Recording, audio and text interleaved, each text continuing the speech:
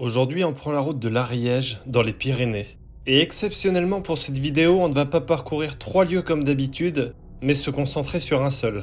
Car dans ce département, je n'ai pas réussi à trouver beaucoup d'informations fiables sur des légendes ou des mystères locaux, mais il existe un site tellement marquant, tellement chargé d'histoire et de récits mystérieux, qu'il mérite à lui seul toute notre attention. Je parle bien sûr du château de Montségur.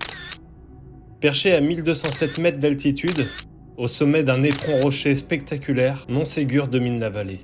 Ce château en ruine n'est pas seulement un vestige du passé, il est à la fois un haut lieu du catharisme, un symbole de tragédie et de résistance, et le théâtre de légendes persistantes, dont celle de la mystérieuse Dame Blanche.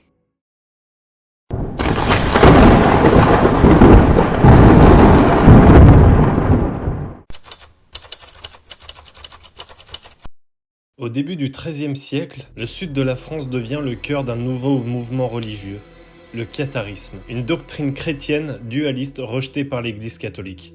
L'Église et la couronne de France considèrent ce mouvement comme une hérésie.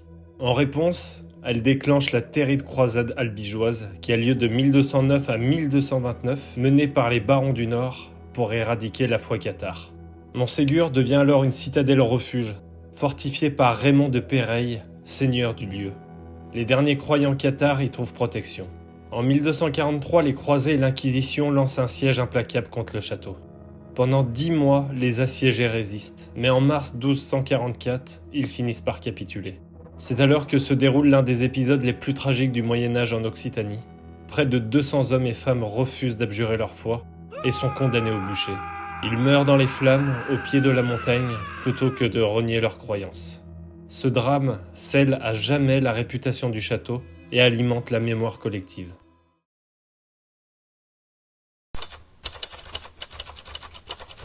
C'est à partir de cette tragédie que naît une légende qui continue de hanter les lieux. On raconte que, les soirs d'orage, une silhouette vêtue de blanc arpente les ruines du château. Son visage est voilé de tristesse, ses vêtements semblent flotter dans le vent. On l'appelle la Dame Blanche de Montségur. D'après les récits, cette figure spectrale serait la gardienne des âmes cathares, errant encore aujourd'hui pour pleurer les martyrs de 1244. 2 femmes sont souvent citées comme candidates à cette incarnation. Esclarmonde de Foix, grande dame du catharisme, qui se consacre à la défense de cette foi. Elle est une figure majeure de l'histoire cathare et une ardente promotrice de cette doctrine. Mais il y a aussi Esclarmonde de Péreille, fille de Raymond de Péreille, seigneur de Montségur, née après 1224. Elle meurt sur le bûcher du 16 mars 1244, refusant elle aussi de renier sa foi. La Dame Blanche ne se contenterait pas de hanter les remparts, elle aurait un rôle plus inquiétant. D'après la légende, on dit qu'elle apparaît pour annoncer un malheur imminent. Ainsi, chaque fois qu'elle est aperçue, peu de temps après, un drame ou une catastrophe s'abattrait sur la région.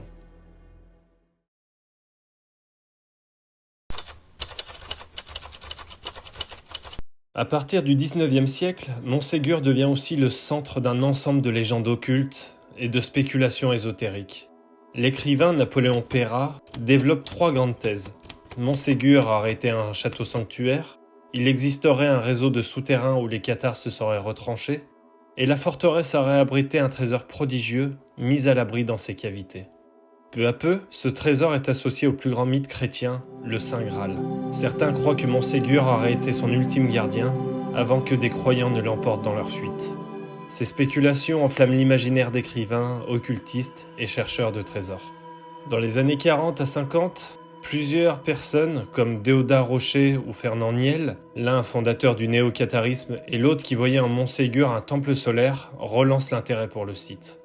Un phénomène astronomique particulier est souvent mentionné. Lors du solstice d'été, un rayon de soleil traverse 2 archères de la salle basse du château et coupe la forteresse en 2. Les bâtisseurs médiévaux utilisaient souvent le soleil comme repère architectural, mais ce spectacle n'en reste pas moins fascinant et continue d'alimenter les spéculations mystiques.